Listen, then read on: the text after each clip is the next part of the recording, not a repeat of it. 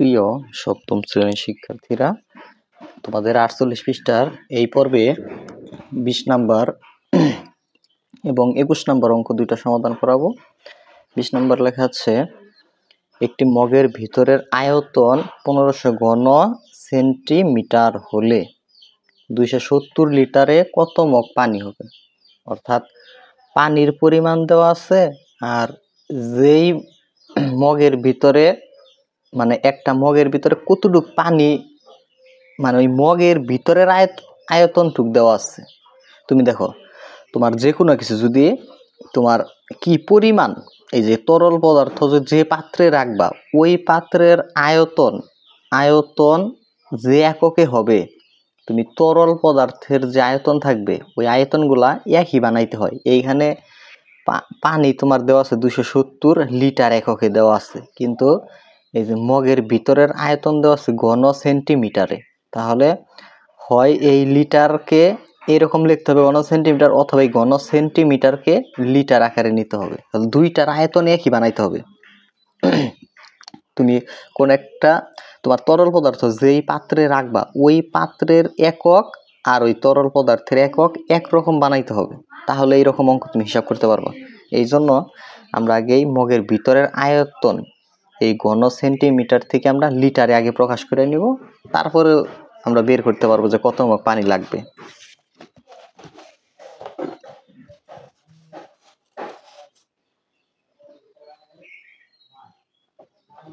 বিশ নম্বর, তাহলে দেওয়া আছে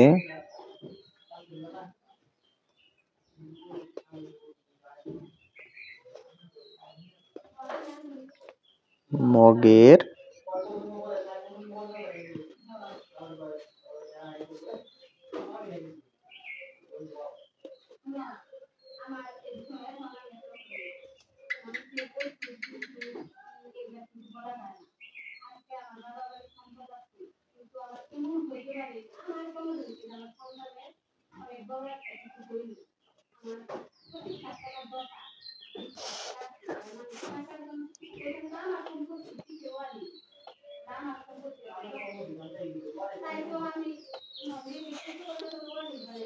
তো ঘন সেন্টিমিটার মগের ভিতর আয়তন এত। আচ্ছা, তুমি দেখো যে ঘন সেন্টিমিটারকে লিটারে নেওয়ার নিয়ম হলে 1000 দিয়ে ভাগ করা। এই জন্য 1500কে যখনই 1500 নিচে আমি 1000 লিখলাম, তখন এইখানে আর ঘন সেন্টিমিটার থাকলো না, এটা পরিবর্তন হয়ে গেল তোমার লিটার।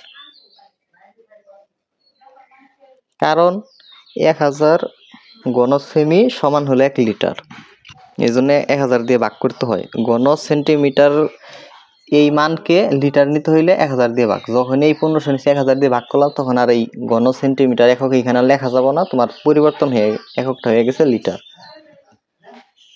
যদি ভাগ করো মান আসবে 1.5। 1500কে 1000 দিয়ে ভাগ করলে 1.5 এত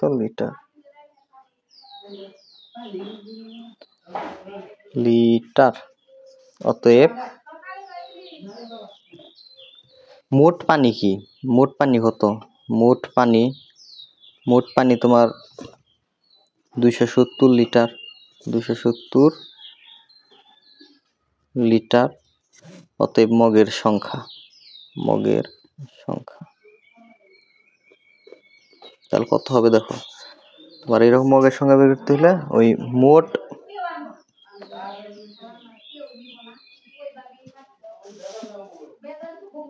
পানির পরিমাণকে তোমার মগের ভিতর আয়তন দিয়ে ভাগ করতে হবে। মগের ভিতরের আয়তন দিয়ে ভাগ করতে হবে।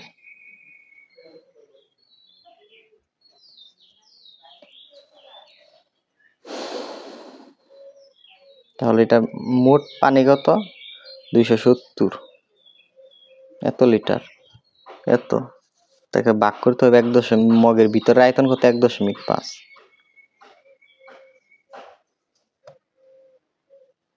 এটা দা ভাগ করলে ক্যালকুলেটর যদি তুলো মান আসবে 180। অতএব 180 মগ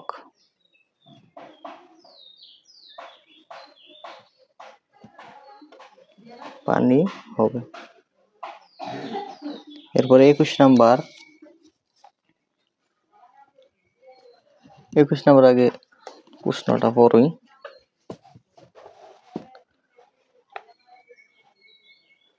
লেখা আছে যে এক ব্যবসায়ী কোনো একদিন 18 কেজি 300 গ্রাম চাল, 5 কেজি 750 গ্রাম লবণ বিক্রয় করেন। এ হিসাবে মাসে তিনি কি পরিমাণ চাল ও লবণ বিক্রয় করেন? মাসে মানে 30 দিনে, মানে একদিনে বিক্রি করে, চাল বিক্রি করে 18 কেজি 300 গ্রাম আর 5 কেজি 750 গ্রাম লবণ বিক্রি করে, মানে একদিনে করতে পারে। তাহলে এইভাবে যদি 30 দিন বিক্রি করে কি পরিমাণ বিক্রি করতে পারবো এটাই জানতে চাইছে। 21 নাম্বার দেখো যে আগে যেহেতু মাস দেওয়া আছে তাহলে ওইটা আগে লিখবা যে আমরা জানি এক মাস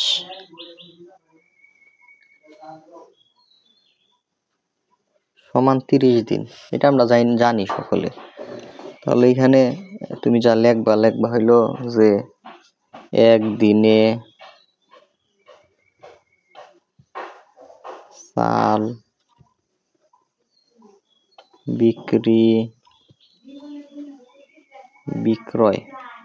বিক্রয় করেন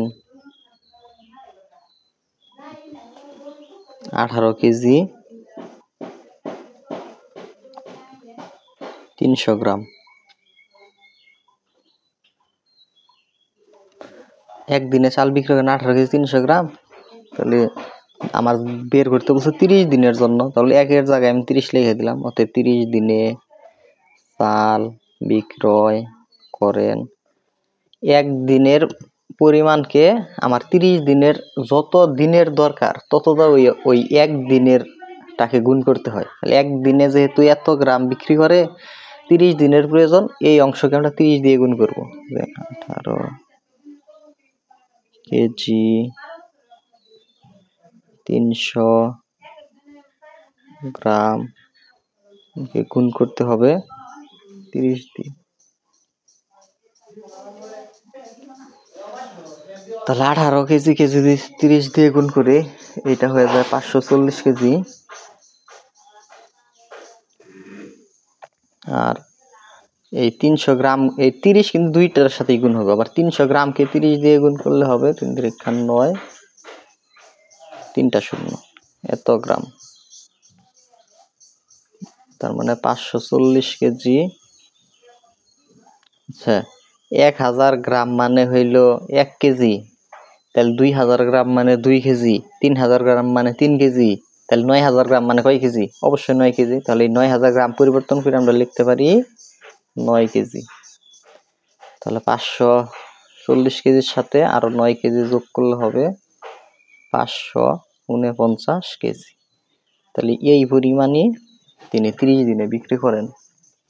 আবার আমরা ওই এর হিসাবটা করবো, লবণের হিসাব একইভাবে একই রকম, যে একদিনে লবণ বিক্রয় করেন 5 কেজি 750 গ্রাম। আচ্ছা, ভালো কথা। একদিনে লবণ বিক্রি হয় 5 কেজি 750 গ্রাম, একদিনের পরিবর্তন 30 লেখো। অতএব 30 দিনে লবণ বিক্রয় করেন ওই 5 কেজির লগে 5 কেজি 750 গ্রাম। এটার সাথে তোমার জানতে ইচ্ছা করতেছে 30 দিনের জন্য, এই জন্য 30 দিয়ে গুণ। যদি 20 দিনের পরিমাণ বাইর করতাম 20 দিয়ে গুণ দিতাম। 5 আর 30 গুণ করলে 150 কেজি। আর 750 গ্রামের সাথে 30 গুণ করলে এটা মান আসে 2250 এত হয়। তাহলে এত গ্রাম। পরবর্তীতে আচ্ছা 150 লিখলাম, 150 কেজি। ভালো কথা, কেজি।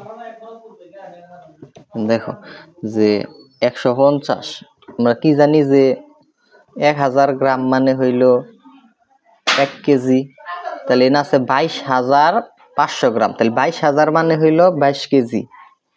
আর অবশিষ্ট থাকে কত গ্রাম, অবশিষ্ট থাকতেছে না 500 গ্রাম, ওই 500 গ্রাম লিখে দিলাম, সাথে 500 গ্রাম। ঠিক আছে, তার মানে 150 কেজি আর 22 কেজি 172 কেজি, 70 হ্যাঁ 172 কেজি। আর কত 500 গ্রাম। এটাই হলো কি অ্যান্সার। তোমাদের সৃজনশীল আর এমসিকিউর প্রস্তুতির জন্য গণিত কোর্সে ভর্তি হইতে পারো। গণিত কোর্সের তুমি যে কোনো সময় ভর্তি হইতে পারবা। 01877374740 এই নাম্বারে হোয়াটসঅ্যাপে জাস্ট যোগাযোগ করতে হবে। তাহলে এটার কোর্স ফিটা 210 টাকা।